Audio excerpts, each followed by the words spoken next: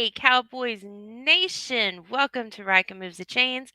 Tonight I started the show all by myself, even though Charley Moffet thought that I couldn't. Tonight on the show, it's an all girls episode, and we have. Oops. And I think they're muted. We have from hashtag DC for Life on Facebook, Miss Amanda Foster, and from My Cowboys Family right here on YouTube, My Cowboys Wife. So thanks, you guys.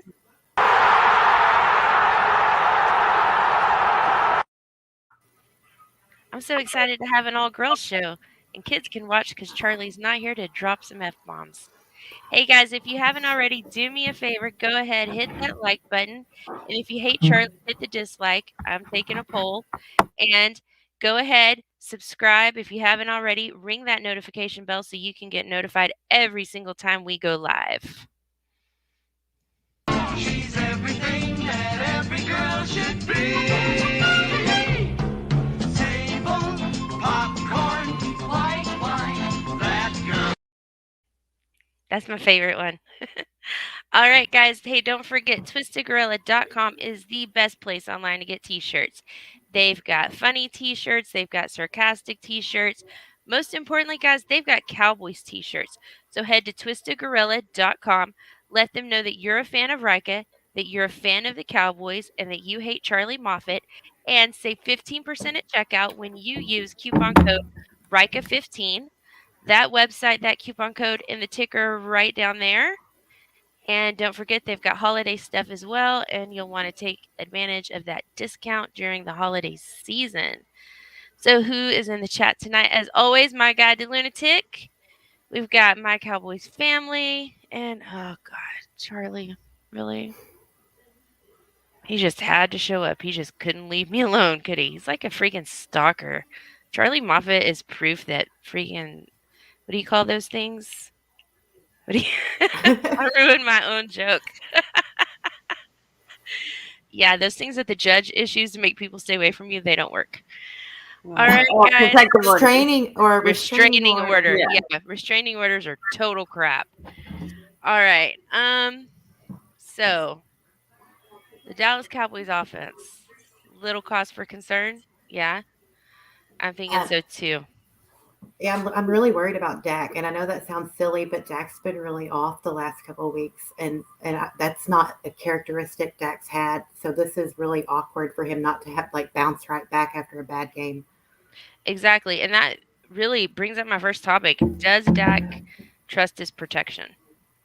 We're playing musical chairs on this offensive line. I mean, it's pretty obvious that he hasn't felt right since he came back from the injury. And I don't know if you want to put a lot of that into, it's him being injured. But let's be honest. Let's remove Dak from that conversation and just look at the offensive line. They have not looked good since then. So, if Dak is doing a double take, if he is taking an extra second, if he is kind of, second guessing, some of the calls or the protection, that's not that crazy because they haven't been doing as well of a job as they were doing in the weeks before that bye week. So, I don't know if you can put it completely on, Dak's just look off. So, as well of a job as they were doing. Thank you, Lunatic. I think so too. Okay, yeah, exactly. And without any continuity on that line, there is no way that he is ever going to feel comfortable. And he's going to keep taking those extra seconds, and he's going to keep being off just a little bit. Jerry was on The Fan this week, and he said regarding Steele and Collins that he felt they were both, they're both great, and they are, and that they're going to play them both at right tackle. So I think that's problem number one, is that you've got to pick a right tackle and you've got to stick with it. And here's my thing. I'm Team Steele, and I'm going to tell you why. Because I agree with Jerry. They're both great. You've got, I think Collins maybe right here and Steele about right here. I mean, they're not this far apart. They're only about this far apart. And I'm looking at Steele next year, an $800,000 cap hit versus Collins, who's going to be a $10 million cap hit. Is this worth $9.2 million? I think you keep developing Steele. You keep him on there. He's not bad enough that he's going to cost you games, that he's going to cause problems. keep developing that kid. Take your $9.2 million and go shopping, because your $9.2 million can buy you a Randy Gregory. $9.2 million can buy you a Brent Urban and a nice down payment on, like, a Curse or a KZ. $9.2 million is going to buy you something that you need. What do you guys think? Or should they be swapping those around, or do we need to pick a right tackle and stick with it? Let's look at what happened, while Lyle was suspended. Let's look at that, and let's look at how, like, just fast paced our offense was. Look at where we were ranked. And I think if you look at that, that was Steele. That wasn't Collins. And Collins took it. I mean, he took himself out of the game. I don't know why we put Collins back in. He was doing fine in that little, what was it, the Hulk package that they did. Yes. That was pretty cool. That was awesome. And that worked really well for us. But we've had our line's been crap. So there's no absolute reason to put Lyle back there. Like you said, spend that money on something. We've got a lot of free agents coming up, and we're going to have a lot of holes if we don't find some ways to, chip away at that cap. So let Lyle go. He'll get paid to go somewhere. Someone's going to pay him, but it shouldn't be us. Yeah, and I think that you highlighted something really important. When our offense was actually doing well, it wasn't when Lyle Collins was out there at right tackle. And if someone like Terrence Steele can come in and Joe Philbin can help work his coaching magic and really help develop him to a point where, that $9 million difference isn't felt as much. I mean, I feel like that in and of itself is a credit to, our coaching staff and how far Terrence Steele has come and developed, especially considering I know that I have to be honest, I talked a lot of crap about Terrence Steele last year. Me too. A lot of crap. So I think we all did. He has gone out there and done better, but at the same time, I feel like the Cowboys are playing Lyle Collins for two reasons. One, you have to imagine money as a factor, but two, I still feel like they personally feel Lyle Collins should be the better guy and should be the starter. And I'm not really sure what, again, it goes down to what's going on with the offensive line. Like, why isn't Lyle Collins being back there felt in a bigger way? Like, why wasn't it a bigger upgrade when he went up there? Why didn't we feel it more? So I feel like they're still trying to figure out who is the better fit. Maybe it is a communication issue. Maybe it is just, Terrence Steele is out playing Lyle Collins. And I have to admit, I feel like the issues are a little bit more towards the left guard side of things. And yes, I hear Mr. MCF's already yelling at me in the chat saying, no, it's Kellen Moore. It's Kellen Moore. Save that for later. The point is that, when it comes to the offensive line, I feel like the Cowboys themselves are trying to figure out what the best choice is there, even though I have to admit, I think I'm team Terrence Steele right now. I agree. He's done enough that, it's hard to ignore what he's done. And Lyle Collins has not done enough. I mean, like you said, Amanda, he took himself out of the game. No one asked him to get suspended. Just saying. Yeah, and the way if you're going to keep interchanging them, you're not going to have that continuity going into the playoffs. And if you don't have that continuity, you're not going to get far. You need a team that's playing together, barring injury, that is used to each other. You play off of each other when you're on the line. You know what everyone's habits is, what their ticks are. And if you're going to keep changing people out, that's something to readjust to week in, week out. You can't do that. We need continuity if we're going to go anywhere. So they need to pick a player and go with them. That's the bottom line. Right. Amanda mentioned earlier that Hulk package. Yeah. So let's talk about that Hulk package and pulling back McGovern. I don't know that McGovern is the guy. What do you got? I'm thinking we gotta put Williams back in there. I think that's going to be the best move. It's got to be Connor Williams at this point, and then pulling McGovern back. I think he was better on the right. I don't think he can go left, which is not a knock on him. We've had this discussion on this channel many times.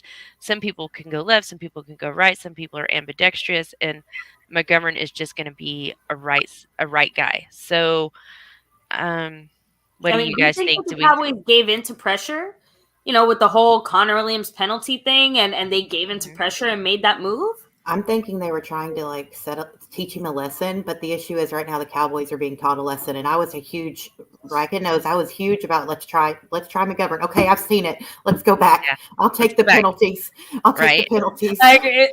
Somehow that was better than what's happening now. It's like, sure, we're not getting any penalties. We're not getting any blocking at the second level either. So great. I mean, you look at Zeke and people are blaming it on Zeke. Well, what does the running back run behind? that line. So there's something wrong. That's where the offense's problems start. It's not really on one player. That line is just not working. And that used to be the biggest thing that we had. Isn't that, that's the sad thing. That was the great wall. And now we've come to this, we're in shambles mode, and the Cowboys are still acting like it is this great wall, but it's not. And it's like they don't want to address it for some reason. I mean, speaking of addressing, I mean, there's two guys on here that we look to. We're talking about the wall. Who are the pillars? Tyron Smith, Zach Martin. And who are the two guys that it hurt my heart to see them make a mistake? Like, like a little piece of my heart broke watching Zach Martin get blown up, watching Tyron Smith watch a guy pass him by and not even like sense him or feel him or see him. Like, I don't know. I feel like whatever is going on, it is not working like all the way around if Zach Martin and Tyron Smith are also making mistakes. Yeah, there's something I don't know what it is. Maybe is it coaching? I mean, I don't know why it would be, but maybe it's something like they're doing in practice that they used to do that they're not doing. I don't know. It makes no sense. They're cornerstone. Like you said, they're cornerstone. And now they're making mistakes that you never see. It just doesn't make sense. And it was working. It was working the first half of the season, not perfectly, but successfully. Right. Definitely. The team that we saw in week 1, if the offense that we saw in week 1 had come out on the field every single week since then, we would have already locked up this division. Yeah, there's absolutely no question. So we've got to figure out what did we move, what did we do, and we got to like move it back and get it going in the right direction. I'm definitely Boss Cowboys in here. He mentioned he is Team Steel. I am also Team Steel. I'm also Team Connor Williams at this point. Yeah. You know, I was for giving McGovern a shot because the penalties were concerning. So I was like, okay, you know what? We're pretty far ahead in the division. If we're going to figure something out, let's do it right now. Let's do it against Denver. Denver was a really bad game for everybody. So I didn't want to judge McGovern too harshly at that point because I thought, oh, man, that was such a bad game all the way around. Let's give him one more. But since then, he's just not it. He's just not it for me. You got to put Williams back in there. You got to start using. I liked those Hulk packages with McGovern and Collins and Lyle Collins. I really like that. So that's my vote. That's where I'm leaning towards, and hopefully also keeping 77 healthy for the rest of this season because I can't take any more situations down there at left tackle. I can't do it. It's gonna like hurt my heart. It's gonna crush my soul. That we can't afford it. Well, exactly. No, and like we've got to find that replacement, and we've got to do it soon. We all know it sucks, but it is what it is. Yeah. Oh, he's not in the chat tonight. I talked to Tavis Banks. I have a list. I have a list of college players that I'm working on. And last year I was so hard for a tackle and I didn't get what I wanted. But I'm happy. I'm loving Micah Parsons. But this year, probably by January, I'm going to have my tackle picked out. And I'm going to be beating on the table, standing on the hill, unwilling to refuse and move off of my guy. I hope Will McClay has his list like ready to go right now, same as us, because it's inevitable. That's the point. It's inevitable. So in talking about that weak spot, that left guard center situation, and that is directly going to affect the run game. So I'm really unhappy about how the run game went against the Saints. Number one, because we were trying to run the ball, period. The Saints are a top 5 run defense. Why are you trying to establish a run game, especially early? You know, you get pretty far ahead. You want to try to do it, slow things down. Okay, fine. But why are you doing that when you have great receivers and a quarterback with a really good arm, except for the fact that he doesn't trust his line? And a guy like Dalton Schultz, why are you running so heavy? And then when you start to see the pattern and you realize that you're picking up triple yards per carry running to the outside than you are up the middle trying to go behind Biotish and McGovern, why do you keep running up the middle? What do you guys think? It was frustrating to me to keep seeing that. Go ahead, Amy. I'll let you go first. I mean, maybe Kellen Moore just really misses Daddy Linehan and he wants to do his best impression because he wants to make Daddy proud. But honestly, this is the one thing that I will I'll give Mr. MCF Love it. credit. This is more Kellen Moore than anything. Like, why does he keep running up the middle? Why does he keep running up the middle? I'll say it one more time for the people in the back. Why keep running up the middle on first and second down? Basically he basically makes it so that we can't have an effective passing game by crippling us in the run game. And I feel like Kellen Moore never stopped thinking like a quarterback, where your first, second, and third thought is to pass, pass, pass. Like, quarterbacks want to pass the ball. That's just what they do. Even when it's time to run the ball or whatever, they want to pass the ball. And Kellen Moore, and I feel like maybe this is a little bit more of the fact that, maybe Mike McCarthy not being there to kind of rein it in or help out a little bit. But I can't even say, oh, Mike McCarthy's presence would have helped any, because it's been a few weeks now where we've been doing a lot of really bad stuff, to censor myself, a lot of bad stuff in the run game. And is that mostly because of Zeke's injury? I have to imagine it is. But I also think it's Kellen Moore's lack of creativity when it comes to the run game. Like, he just does not know how to use Ezekiel Elliott. It's been like 4 or 5 years. It's getting a little old. Yeah, you hit the nail on the head. And I think, I don't know what's happened. Moore was doing some really awesome creative stuff. It's like the whole team just kind of fell flat on its face. Motion. Pre-snap, that to me was the biggest difference. And again, week 4 or 5, I can't quite remember exactly which week it was, as Zeke got a little more banged up. It's like we basically accepted that we can't do anything outside of that with Zeke. And everything we were doing that was helping this offense work successfully, we just stopped doing it and relied almost wholly on player execution. And we're setting ourselves up for failure if we're going to keep expecting our players to execute plays if we're not going to give them something to work with. Exactly. We're giving Zeke nothing to work with, and we're not giving him time to heal. The guy is banged up. With a running back like Tony Pollard behind him, why are we not letting him heal? We need him for the playoffs. I just can't understand the logic. We got to circle back to the offensive line. Ezekiel Elliott is there protecting Dak Prescott. Because another blocker. And that's why I'm really baffled that, like you said, like, pick a guy and stick with him, but just figure it out, because if not, either Dak or Zeke is going to end up hurt beyond recognition. And we still need these guys for the playoffs. I even had someone try to tell me in the group a few days ago that Moore was trying to rein in his creativity for the playoffs. And I'm like, if we don't start doing something, we're not going to make it to the playoffs. Right. What? This conversation has been going on. It's been going on Facebook. It's been going on Twitter. These people who think that Moore is holding back the good plays for later. I'm like, why in the hell would you do that? Number one, in the process, you're losing games. There's not going to be a later if you keep losing. And number two, you got to make sure that the plays you're calling during the playoffs are plays that your team can execute. Yeah. You got to try them out at least once or twice. You got to you can't just be like, hey, guess what? It's the playoffs, and we're going to get a whole new playbook and do stuff you guys have never done before. Let's see how it works. It's not going to work that way. No, I just can't find what's going on. Even I just don't understand. Like in that losing streak, like the way we played Kansas City, I'm so like, we didn't play like, what they can't do, Kellen? I watch Kansas City a few times a year, and I know what plays they can't manage. Why are we doing everything that their defense can stop? Like, it made no sense. We're playing down to opponents too. Like it's like it's a game of chess with him and he really sucks at it. I haven't figured it out yet, but the last 3-4 games, I've been really flabbergasted. I don't even know how we got out of the Superdome with a win. We got lucky, and that's where we got lucky to beat the Saints. And if we're not careful, we're going to lose our ass this week. And it's because Washington is hot, and I hate saying that because I don't like Washington, but Washington is on a roll.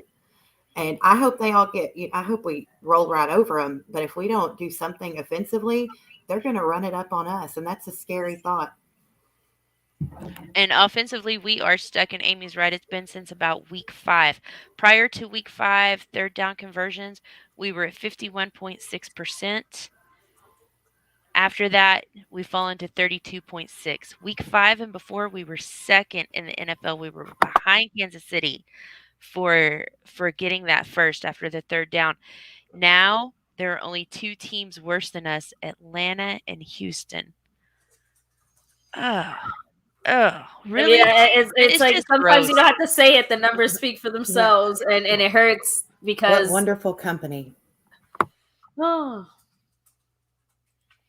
it'd be better if we could say something like, "Oh, we're expecting things to get better." But I guess that's the question. I mean, for you guys, what are the things that we can do right now, or that we're hoping the Cowboys do right now to start improving on some of those numbers outside of the typical BS we've been fed since freaking week 5.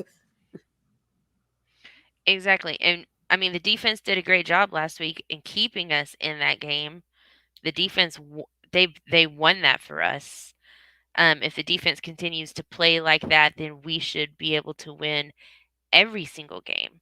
And we started off this season, and I was saying, well, this offense is going to play lights out, and if the defense can just be like, ranked Mediocre. somewhere between 18 and 12, then they're going to keep us competitive in every game, and we're going to have a really great year. But now I feel like that has just kind of flipped on us. I feel like this defense is really rocking, and then we've got this offense, and I'm thinking, guys, if you could just be mediocre, the defense could hold them off.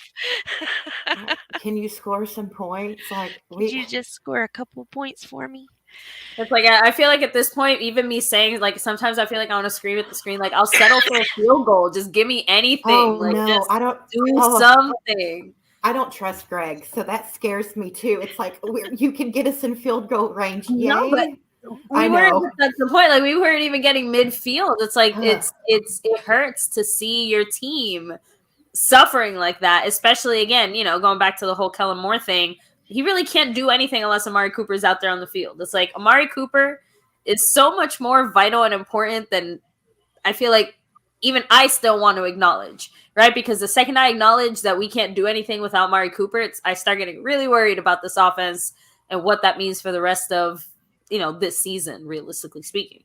Do you think it's possible? I was just thinking something you said made me think, okay, so there were several very questionable fourth and let's go for it anyway Mm-hmm. calls early in the season that I know as a fan, I'm like, why are we doing this? But Mm-hmm. do you think someone maybe a little higher than Mike came down and said, y'all got to play a little more conservatively? Because if there's anything I could say that the last few weeks have told me was we're being very conservative. Like just the absolute weirdest things is it's very conservative in nature. Do you think someone told them y'all need to calm down? Because we were very aggressive the first 5 games and it has just stopped. Well, I know that he has his little analytic team, right? That's always sitting there crunching the numbers. And supposedly, according to them, one of the reasons they did go for it so much on fourth down is because the numbers said that going for it on fourth down was statistically better than not going for it, depending on how far you were and blah, blah, blah. And so that's why early on, especially, they were really aggressive with going for it. And I feel like the more, like exactly what you said, the more we went for it and started not getting it. Oh, hi. The more we went for it and started not getting it, the numbers started going the other way where, oh no, going for it on fourth down now doesn't look so good. Why? Because we're not actually getting it. Oh, that's right. So I feel like it almost became like a self-fulfilling prophecy where, the less we went, the more we went for it on fourth down and didn't get it, the more likely it was that we weren't going to get it. And now we went all the way back around the other way where now even on a very logical, hey, you should go for it. Now we're like, oh no, now we're scared. Now we're not going Right. for it. But then they'll kick like a 56-yard field goal that leaves all of us with our freaking hearts in our throats and like we want to throw things at the TV again. Oh, I really don't understand what metrics they're using now to go for it or not, because there's been a few questionable times where, at least the last 2-3 weeks, where I've said you should go for it and they didn't, and then they went for it, and I don't think they should have. So I'm confused too, Amanda. I mean, what do you think, Rika?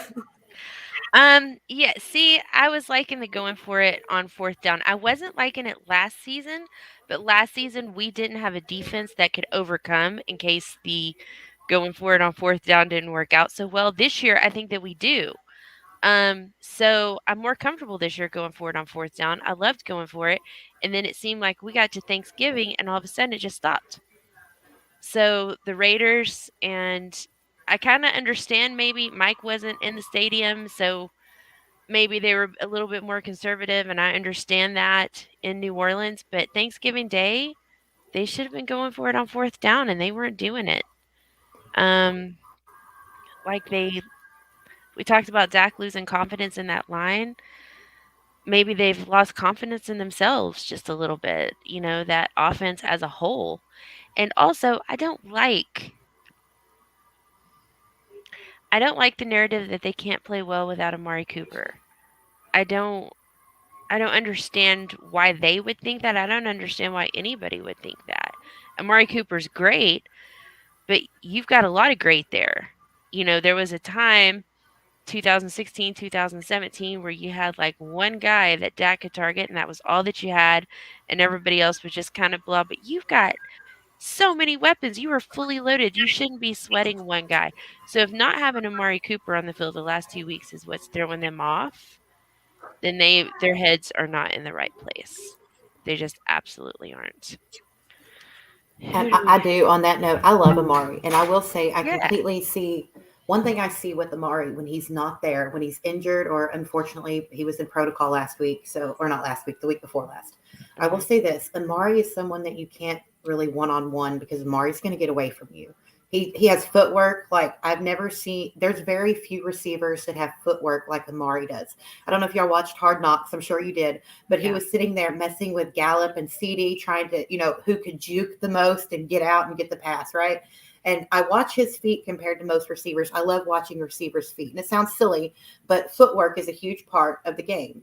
And the way he runs, you can't leave him one on one. So what I think it does, I think the reason we struggle so much without Amari is because then you've got Gallup can't really get away from a double team. He's fast, but he can't get away from it. CD, he's great in the slot, and he's great. He's had many great plays that are on the outside, but Amari can do everything, and I think it really puts us in a box when Amari's not playing. And that box is very awkward and very hard to get out of because teams they play differently when Amari's not on the field because you have to account for Amari more than you do any other receiver on our team. And I love everybody, but I Right. do understand where you're at on that. It does make sense that when Amari's not playing, that the team isn't firing right because they're playing every other receiver heavier because there's no Amari to double. So I think that makes it harder on the team. And we historically struggle and usually lose when Amari's not on the field. So he's obviously critical to our team. No, Okay. Amari Cooper I like is the take. is as special on the offense in a way as Micah Parsons is on the defense, just because there's no replacing him. It's not even about, is he the best, is he the most talented? There is no replacing what Amari Cooper does for us when he's on the offense. And like I said, I think it's Kellen Moore struggling to adapt the game plan when he's not out there, knowing that Amari Cooper draws that type of double coverage every single time, knowing that Amari Cooper gets that type of separation every time, and then not shifting your game plan as much as you can around that. You can't just, like you said, you can't just put Michael Gallup into Amari Cooper's spot and expect him to be able to get that same type of separation or be able to do with his feet the same thing Amari Cooper can. It's never going to happen. So Kellen Moore just draws a blank, gives up, does some basic. Sorry, guys. Oh, I almost said. Yeah. Sorry, I almost said different This words. some basic Some shit. This very is on basic DCU, man. plays. Say what you gotta say. And that's what I'm saying. It just frustrates me to no end. That part there, Mr. FCF and I agree wholeheartedly. Even if I still think the core issue is more the offensive line, but Kellen Moore just doesn't know how to adapt outside of that. But Amari Cooper is just that special. Like I just don't think there's any way around it. And unfortunately, he's just been really banged up. And if anything, again, he's been doing all that banged up and as hurt as he has been. I mean, Right. like you said, how lucky are we that we at least have a defense that was able to meet this crappy offense even halfway? Because if Charlie, not, I think we would have had a lot more embarrassing games. Charlie just said something that I was actually about to say. So does that mean we have a OC problem? And is Kellen Moore the problem? Right. I mean, for Because as I special feel like he's a as bigger Amari problem. is, with the talent that you have, Kellen should be able to devise something, some kind of way to keep us competitive without that one player. Especially against teams like Las Vegas and like, I mean, the Chiefs, who, yeah, okay, the Chiefs, but especially against teams like Las Vegas. And really, we didn't use Amari too much in New Orleans either. He didn't take very many snaps. So when you're playing the easier teams like that, it shouldn't be as much of an issue. I could see it being a bigger issue if you were up against Arizona or you were up against Tampa Bay or, maybe Buffalo, but then against somebody like New Orleans and the season they're having with their struggles, especially considering how strong they are against the run, they're weaker against the pass. We should have been able to really get cooking with those other wide receivers and had something a little bit more creative in mind when we couldn't have Amari on the field. I don't Credit know. where credit's due. I think that even though their secondary is definitely weaker, their secondary is not as bad as I think people kept making it out to be. I mean, the Saints' defense is a pretty good, strong defense, and we're not. I just don't think that we are as good right at this moment offensively as we were earlier in the season.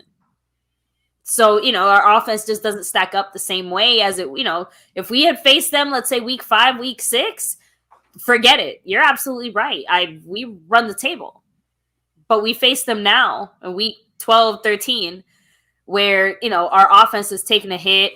Dak Prescott's not looking the strongest, right? Or as consistent as he was earlier in the season. Zeke's banged up, O-line banged up. Kellen Moore doesn't know his ass from his elbow. Here we are. I think this game Sunday. First of all, I hope they flex it. I think it's going to be one of the most watched games of the year. It's going to be huge. Second of all, this game is going to be really a testament to the rest of our season. And if our offense can't rise to this challenge, then I don't even think we deserve the playoffs. Like, there's absolutely no reason we shouldn't be, because if Washington beats us, that doesn't put us too far ahead. And I'm just looking at the rest of the schedule, we've got a lot of divisional games coming up, and we can easily screw ourselves over. So I really think it's going to be a testament to how the rest of our season will go on Sunday. And I hope that it's great. I mean, we're getting some amazing players back. I cannot wait to see our defense this weekend. I'm really excited. It's going to be insane. Randy, D-Law, and Parsons all on the field. That's huge. I'm excited. But I'm really nervous about Sunday. Ooh. No, especially considering all the pieces that we're finally getting back on defense. It just, it was almost like the moment that I thought it was going to be once we had all 5 of our starting offensive linemen, right? It's like, yes, finally. Yeah, we right. we finally have the team together. We're ready to roll. Here we go. And instead it was like, oh. But I do have higher hopes defensively, especially because Dan Quinn, I know we haven't touched on that too much, but he is such a breath of fresh air. Yes. The impact he's had on this team, I feel like we as fans owe Dan Quinn quite a bit for the fact that he was able to change the defense and the tone of the defense, because they saved our butts quite a few times all season, especially considering just how much our offense struggled. And I thought it was going to be the offense saving our butts defensively the other way around. I really want to see Dan Quinn on the field more. I really liked that last week. The players were so excited and revved up. It was just fun. It was fun. Right. Yep. Getting to see a little bit more of him. He's exciting to watch. It's fun to watch him coach. He's a hell of a defensive coordinator too. Absolutely. HC head coach, nah. He did what he could, but we all know about the blown lead, so let's not go there. But we can't really give that. But I really want to see him on the field. I think the players were jazzed up because Mike doesn't seem to really get as excited as Dan Quinn does. So I thought that was really rejuvenating to the players too. So maybe he'll come out of the box more often. Again, I feel like his presence there on the sideline, you could feel a difference. It definitely helped the team in certain moments. So it would be nice to have him, down from the box. But if it helps the team more if he's up there, then lock him up there and throw away the key. There's the lunatic asking the same thing. Is it going to be a permanent change now? Quinn on the sideline. I wonder again. What kind of changes do you expect with McCarthy maybe coming back from being sick and all that. Like, because one thing that Mr. MCF and I had kind of had in mind, do you think the team maybe takes a few more steps to isolate itself, maybe bubble itself up, tighten some restrictions, not in a like, oh, where your boss was telling you what to do, but like the team comes together and says, hey, we want to make the playoffs. We want to make sure we get there all in one piece. Right. There were some questions about the schedule in the chat. Every game moving forward is at noon except for December 26th, which is our second game against Washington football team, and it's at home and it's Sunday night football. Yes. However, I would fully expect them if we go on a run right now and start winning again, then the January 2nd game against Arizona is scheduled at noon, but I would expect them to flex that to Sunday night football that week. I think I saw Charlie mention in the chat as well, this game can't be flexed because you need a certain amount of time, 12 days. But you can't flex a game without that amount of notice. So right. Also, there's considering then we've got just 2 weeks from Sunday before we're playing them on Sunday night football. That I don't know. I don't know that they would flex that one. Let's see. What does Stephen White say? I want to beat them there before they take the Washington out of their name too. I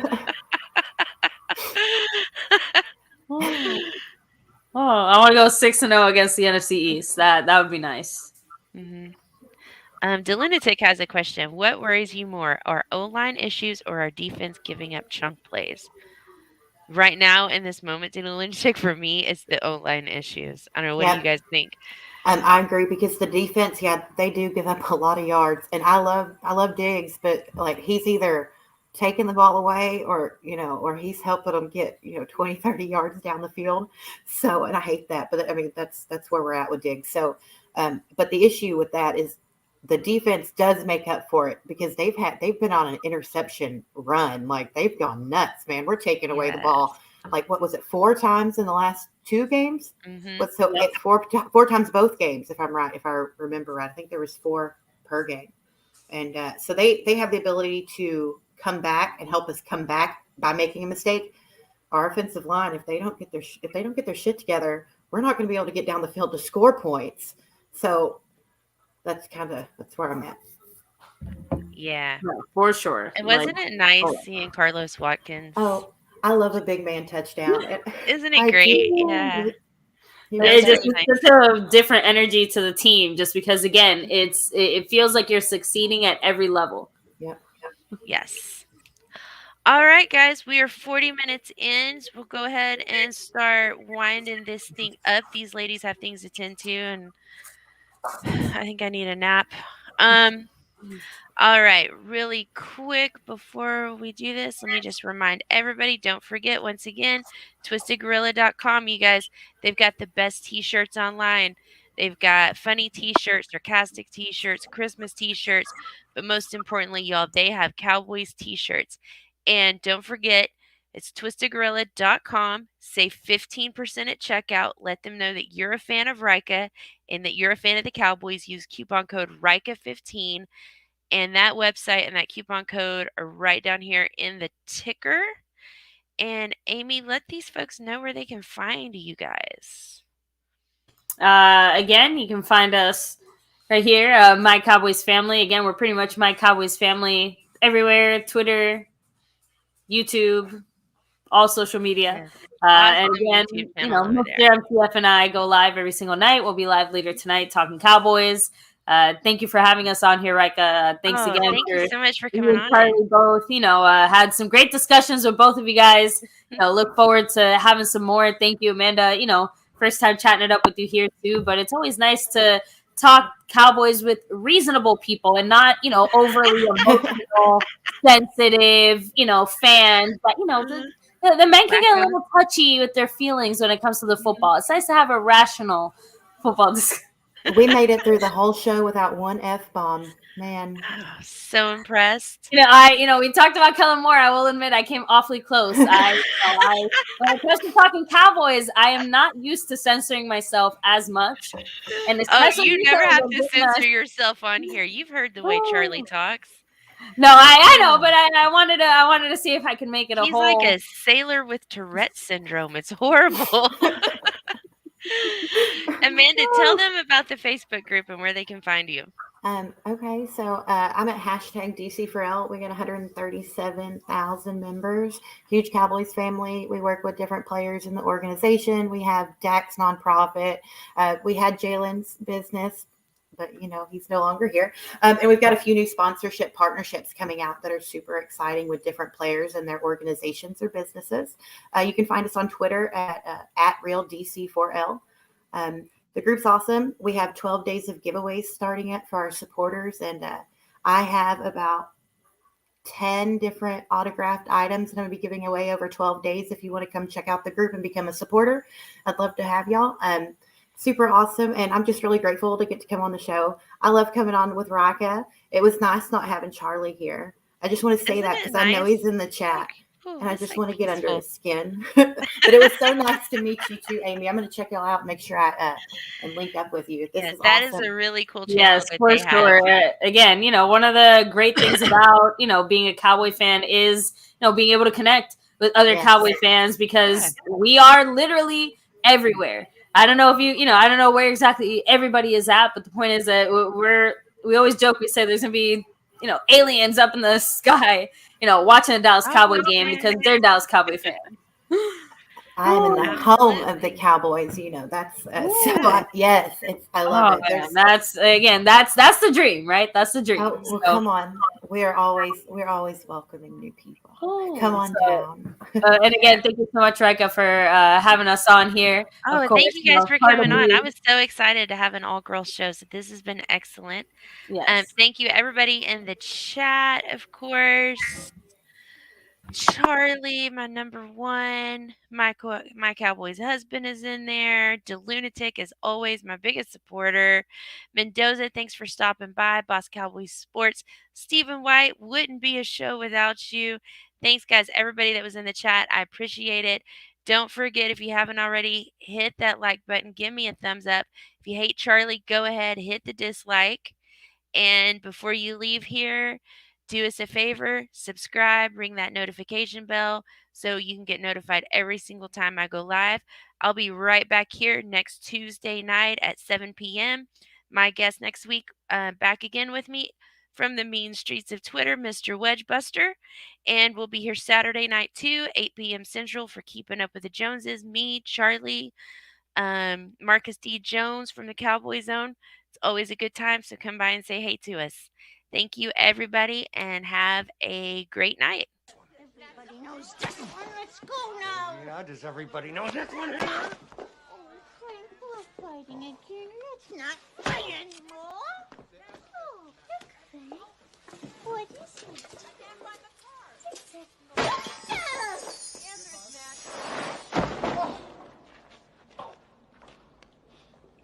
That bitch hit me with a toaster.